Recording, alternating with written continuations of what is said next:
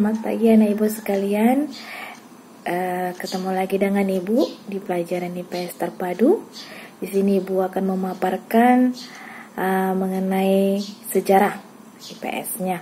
Nah, tahap kedua itu mengenai bagaimana kehidupan masyarakat, khususnya masyarakat Indonesia pada masa Hindu-Buddha.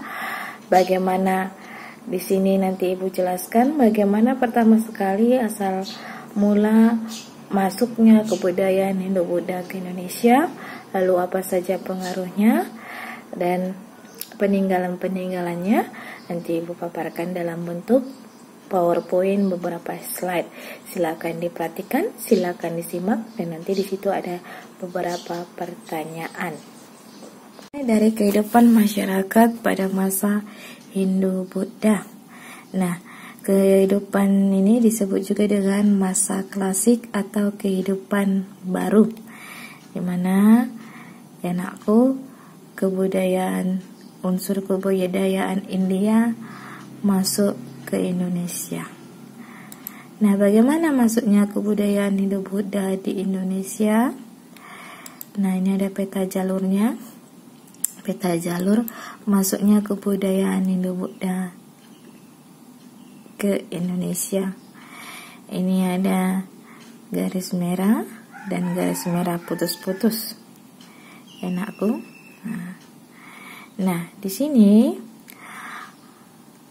pedagang Cina dan India lah masuk ke Indonesia melalui hubungan dagang. Mereka melalui hubungan dagang melakukan dua jalur, yakni jalur darat dan jalur laut. Nah, jalur darat atau dikenal dengan jalur sutra. Kenapa jalur sutra, nakku? Karena komoditas utama mereka adalah menjual kain sutra, ya nakku, menjual kain sutra dari Cina. Ya, dan selain itu ada wewangian dan rempah-rempah. Nah, jalur darat, dimulai dari Cina, ya. Jalur darat dimulai dari Cina, melewati Asia Tengah, lalu sampai ke Eropa. Nah, pada awal abad Masehi, jalur darat ini, nakku, sudah tidak aman. Karena apa? Karena situasi jalan di Asia Tengah. Itu situasi jalannya sudah tidak aman. Maka India dan Cina beralih melakukan hubungan dagang, beralih ke jalur laut. Nah, di jalur laut inilah membawa keuntungan bagi masyarakat Indonesia. Kenapa? Nah, dari jalur laut inilah posisi keuntungan Indonesia. Kenapa? Karena posisi Indonesia itu sangat strategis sebagai jalur keluar masuknya perdagangan dunia. Nah, kalau kalian masih ingat, anakku, bagaimana posisi letak Indonesia dilihat dari 3 hal, yakni astronomis, geografis, dan geologis. Nah, dari peta inilah geologisnya, ya. Posisi Indonesia secara geologis sebagai jalur masuknya perdagangan dunia. Nah, kenapa? Karena pedagang Cina dan India, nakku, melakukan hubungan dagang pada rute laut. Mereka melakukan transit ke Indonesia melalui Selat Malaka. Nah, Selat Malaka itu berada di antara Pulau Sumatera dan Asia Tenggara, ya nakku, Malaysia, Singapura, Thailand, dan lain sebagainya. Nah, disinilah mereka transit sehingga masyarakat Indonesia dan Cina, India, nakku, melakukan hubungan kontak, ya nakku, karena Cina dan karena Cina dan India tadi melakukan transit masuk ke Indonesia, berhenti ke Indonesia, sehingga membaur dengan masyarakat Indonesia. Nah, sehingga hubungan kedua bangsa ini antara Indonesia, Cina dan India, anakku, menyebabkan pengaruh Hindu-Buddha yang berasal dari India berkembang di Indonesia. Nah, sampai di sini dari jalur darat dan jalur laut secara umum diketahui dari peta jalurnya. Nah, next, beberapa teori, bagaimana pendapat atau teori para ahli masuknya kebudayaan Hindu-Buddha ke Indonesia. Ini nanti ada 4 teori. Yang pertama kita lihat teori Waisa. Nah, menurut si ahli N.J. Krom, bahwa kebudayaan Hindu-Buddha dibawa ke Indonesia oleh pedagang India. Mereka berdagang masuk ke Indonesia, menetap dan memungkinkan adanya perkawinan dengan perempuan pribumi Indonesia, sehingga kebudayaan India menyebar dan masyarakat Indonesia ada sebagian memeluk agama Hindu-Buddha. Itu menurut si N.J. Krom dalam teori Waisa. Next, teori Brahmana. Menurut teori Brahmana oleh si C.C. Van Leur, ya, kebudayaan Hindu-Buddha masuk ke Indonesia dibawa oleh kaum Brahmana atau golongan pendeta. Kenapa demikian? Karena pada masa itu ada peninggalan berbentuk prasasti dengan menggunakan bahasa Sanskerta dan huruf Palawa.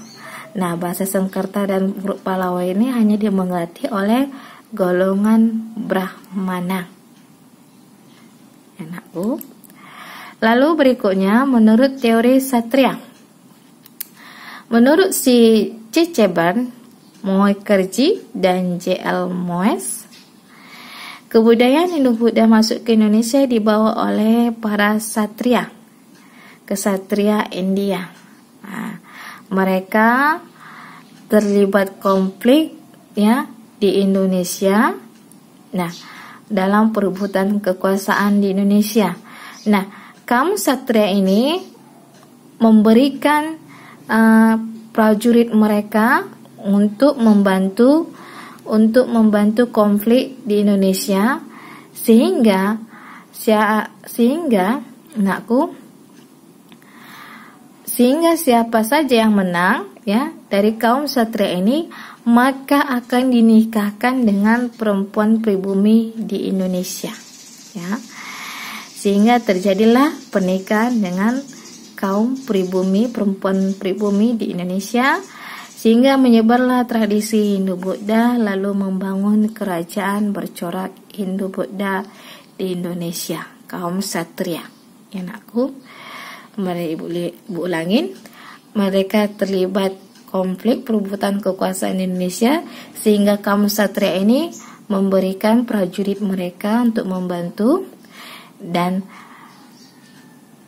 jikalau siapa yang menang dalam perebutan kekuasaan tersebut, maka akan dinikahkan dengan perempuan pribumi Indonesia. Ya. Yang keempat, teori arus balik. Teori arus balik ini, nakku, dikemukakan oleh si VDK Bosch, ya, dimana menurut teori arus balik ini, penyebaran kebudayaan Hindu-Buddha itu dilakukan oleh kaum pelajar Indonesia. Nah, oleh kaum pelajar Indonesia, mereka pelajar ini aktif, ya nakku, belajar ke India, ya, belajar ke India, ke negara India, mempelajari asal mula agama Hindu-Buddha, kebudayaan Hindu-Buddha, lalu kembali ke Indonesia dan mengembangkan dan menyebarkan kebudayaan tersebut di Indonesia. Next, bagian 2. Bagaimana pengaruh Hindu-Buddha terhadap masyarakat Indonesia? Ini ada bidang pemerintahan. Sebelum masuknya itu ada kepala suku yang memimpin pemerintahan di Indonesia. Setelah masuknya kebudayaan Hindu-Buddha itu dipimpin oleh raja. Bidang sosial ini ada pembagian kasta-kasta dalam masyarakat Hindu, yakni ada 4 kasta. Ini berdasarkan fungsinya, ya. Brahmana golongan pertama, Satria golongan kedua, Waisya golongan ketiga, dan Sudra golongan keempat, ya, rakyat jelata yang paling bawah. Lalu pengaruh bidang ekonomi, karena posisi tadi yang dari peta dunia tadi nakku. Nah, posisi Indonesia sangat strategis, terutama di daerah pantai timur Sumatera. Nah, Selat Malaka tadi ingat ya nakku. Nah, menjadi jalur perdagangan, sehingga kapal India dan Cina membeli persediaan makanan dan minuman dari Indonesia juga, sehingga perekonomian Indonesia berkembang pesat. Bidang agama, ya. Bidang agama ini ada alurnya dari hubungan dagang Indonesia, Cina dan India, sehingga menyebabkan Indonesia menjadi pusat perdagangan, ya. Lalu kemudian menjadi pusat kerajaan Hindu-Buddha di berbagai wilayah Indonesia. Lalu tersebarlah agama Hindu-Buddha di Indonesia, sehingga yang dahulu pada masa praaksara masyarakat Indonesia menganut animisme dan dinamisme. Lalu berikutnya mereka memeluk agama Hindu-Buddha. Nah, bidang kebudayaan, setelah masuknya kebudayaan Hindu-Buddha, maka terjadilah alkulturasi. Ya nakku, perpaduan dua budaya yang berbeda, akulturasi. Di mana dilihat dari bidang kebudayaan ada seni bangunannya. Di Indonesia ditemukan candi, stupa, dan punden berundak-undak yang masih bercorak Hindu-Buddha. Yang kedua dari seni rupa atau seni ukir. Nah, di sini ada candi, ya, candi, ada relief pada dinding candi dibuat anakku. Lalu ada dinding pagar langkan yang di Candi Borobudur yang dipahat. Nah, kalau di Sumatera itu ada candinya, ya anakku, Candi Bahal itu tepatnya di Paluta, Padang Lawas Utara, ya anakku. Kalau main-main ke sana itu ada beberapa tempat, ya, dibuat bangunan candi, anakku. Yang ketiga itu di Sumatera. Yang ketiga itu ada aksara dan sastra. Ini bersumber dari karya sastranya bersumber dari Mahabharata dan Ramayana. Lalu ada cerita wayang seperti Bagong, Petruk, Semar, dan Gareng. Nah, ini bercorak Hindu-Buddha ke Indonesia. Nah, sekian dan terima kasih. Sampai di sini materi kita. Nah, ada beberapa pertanyaan. Nah, tugas individu kamu silakan dikerjakan di buku latihan kamu. Menurut pendapat kamu dari 4 teori, ya anakku, dari 4 teori, yang manakah yang paling kuat, ya?